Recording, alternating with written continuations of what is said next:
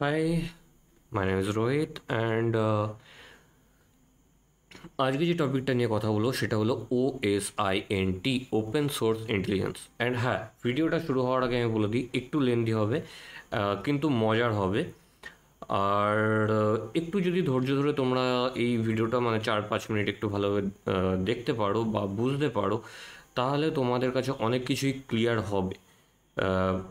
কী কী clear হবে সেটা হলো তোমার সোশ্যাল মিডিয়া কী করে হ্যাক হয়ে যাচ্ছে, সেখান থেকে কী করে তোমরা বাঁচবে, অ্যান্ড সাইবার সিকিউরিটি সম্বন্ধে অনেক কিছু তোমাদের আইডিয়া আসবে। তো যাই হোক, আর বেশি কথা না বলে স্টার্ট করি। তো what is OSINT open source ইন্টেলিজেন্সটা কী? ওপেন সোর্স ইন্টেলিজেন্স হলো আমাদের ডেটা আমরা অজান্তেই কাউকে দিয়ে দিচ্ছি। কিভাবে দিচ্ছি? এবার দেখো, এই যে আমি টেকনিক্যাল টার্মটা বললাম OSINT ওপেন সোর্স ইন্টেলিজেন্স, এটা যদি আমি নন টেকনিক্যালি বলি তাহলে হচ্ছে আমাদের ব্যক্তিগত জীবনে কি হচ্ছে সেগুলো অন্য কেউ জেনে যাচ্ছে, সেটা আমাদের অজান্তে হোক বা আমাদেরকে জানিয়ে হোক। অজান্তে কী করে জানছে? সাপোজ আমি অ্যাজ এ এক্সাম্পল ধরে নিচ্ছি যে বয়ফ্রেন্ড অ্যান্ড গার্লফ্রেন্ড, এই এক্সপ্লেনটা দিয়ে অনেক সময় কী হয়, বয়ফ্রেন্ড গার্লফ্রেন্ডের মধ্যে ঝগড়া হয়, রাইট? তো তখন কী হয়, কথাবার্তা বন্ধ হয়। এবার যখনই কথাবার্তা বন্ধ হয় তখন কী হয়, যে গার্লফ্রেন্ড রয়েছে সে তার বান্ধবীদের বলবে যে ভাই, তুই আমার বয়ফ্রেন্ডকে রাস্তায় কোথাও দেখলে পরে আমাকে জানাবি তো যে কার সাথে গিয়েছে আর কোন লোকেশানে রয়েছে। সেম প্রসেস, যদি কোনো ছেলে তার গার্লফ্রেন্ডের সাথে এরকম ঝগড়া হয়, কথা বলা বন্ধ করে দেয়, তখন কী হয়, বলে যে ভাই, আমার গার্লফ্রেন্ডকে এরকম জায়গায় দেখলে পরে আর কারোর সাথে দেখলে পরে তো আমি জানাবি।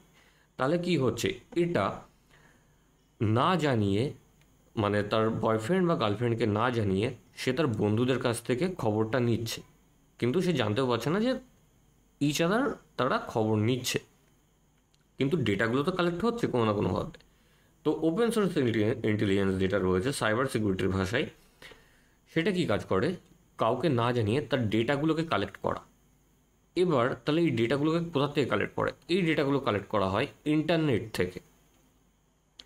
কীরকম ব্যাপারটা, সেটা হলো আমাদের যে সোশ্যাল মিডিয়া, আমরা অনেক সময় বলে থাকি যে সেকেন্ডের মধ্যে আমার সোশ্যাল মিডিয়া হ্যাক হয়ে গেল বা সেকেন্ডের মধ্যে আমার ওয়েবসাইটটা হ্যাক হয়ে গেল। এই জিনিসগুলো হয় কী করে? দেখো, আমাদের সোশ্যাল মিডিয়ার যেটা ইউজার নেম থাকে বা পাসওয়ার্ড থাকে, এটা হয় আমাদের নাম, না হলে কী হচ্ছে যে ডেট অফ বার্থ, আর না হলে ফোন নাম্বার, আর না হলে প্লেস, আর না হলে বয়ফ্রেন্ড গার্লফ্রেন্ডের নামে রিলেটেড কোনো কিছু থাকে। তো একটা হ্যাকার যখন কাউকে টার্গেট করে, তখন সবারই পার্সোনাল লাইফ যেটা রয়েছে আর ডিজিটাল লাইফ যেটা রয়েছে, এই পুরো জিনিসটাকে স্ক্যান করে যে ডিজিটালের ভেতরে তাদের কী কী ডেটা ওপেন রয়েছে। কীরকম টাইপের ডেটা? ডেট অফ বার্থ, ছবি, ফোন নাম্বার, ইমেল অ্যাড্রেস, কোথায় থাকছে, এটা হলো যাকে হ্যাক করবে তার। ইভেন সে যদি কারোর সাথে রিলেশনশিপে থাকে, তাদেরও ডেট অফ বার্থ থেকে শুরু করে যাবতীয় যেগুলো বললাম সেম সেই জিনিসগুলোকে কালেক্ট করে। ইভেন তার ফ্যামিলি মেম্বারের যদি কোনো কিছু ওপেন থাকে সেগুলো কালেক্ট করে। কালেক্ট করার পরে তারা কি করে, একটা ডেটা লিস্ট ক্রিয়েট করে। সেই লিস্টটা যখন ক্রিয়েট হয়ে যায়, তাদের কাছে পুরো একটা প্রপার ডেটা,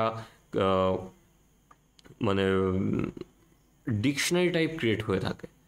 এবার যখনই এই জিনিসটা ক্রিয়েট হয়ে যাচ্ছে, তখনই মানে তোমাদের সোশ্যাল মিডিয়া থেকে শুরু করে যাবতীয় যা কিছু আছে সব কিছু ফান্ডামেন্টাল অলরেডি হয়ে গেছে। এবার কি করে, সেই ডেটা দিয়েই তোমাদের ইউজার নেম পাসওয়ার্ডগুলোকে গেস করা হয়, তারপরে সেখানে লগ ইন করা হয়, যেটাকে অ্যাটাকের ভাষায় বলা হয় ব্রুট ফোর্স অ্যাটাক বা লাইব্রেরি অ্যাটাক। এই ধরনের অ্যাটাকগুলো শুনে থাকবে। আর যখন এই ধরনের অ্যাটাকগুলো পারফর্ম করতে পারে না, তখন দেখে যে তোমাদের পছন্দ কী কী আছে। যেমন আমার সাইবার সিকিউরিটি নিয়ে প্রচুর কিউরিওসিটি থাকে, আমি এইসব নিয়ে প্রচুর ঘাটাঘাটি করি, প্রচুর কোশ্চেন থাকে, সেগুলো নিয়ে আমি জানার চেষ্টা করি। তো আমাকে যদি আজকে সাইবার সিকিউরিটি রিলেটেড কোনো কিছু লিঙ্ক আমাকে সেন্ড করে বা কোনো কিছু অ্যাপ যদি আমাকে সেন্ড করে, আমি ফার্স্টেই ওই লিঙ্কে আমি ক্লিক করবো, কারণ আমি জানতে চাই সেই জিনিসগুলোকে নিয়ে। তো সেরকম আজকালকার ইউথ যারা রয়েছে তাদের মধ্যে একটা ক্রেজ রয়েছে মানি প্রবলেম, মানে কী করে সহজে আমরা টাকা পয়সা ইনকাম করব, কোনো একটা গেম খেলে ইনকাম করব।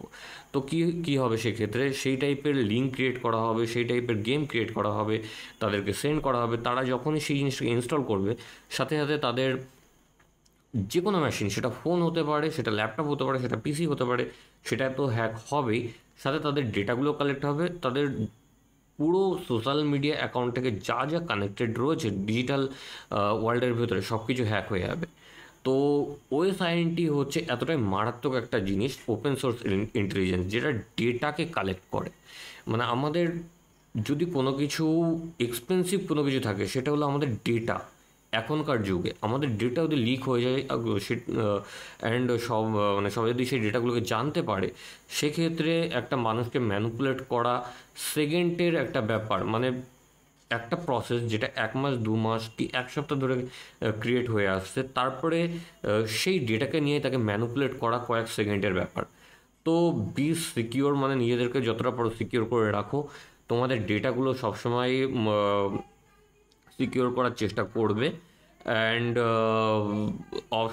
সবসময় চাইবে যে যেন ডেটাগুলো অন্য কেউ অ্যাক্সেস না করতে পারে। সো এটুকুই জাস্ট। অ্যান্ড যদি কোনো কোশ্চেন তোমাদের মনে থাকে সেটা কমেন্ট বক্সে জানাতে পারো, আর ডাউট থাকলে অবশ্যই কমেন্ট বক্সে জানাতে পারো।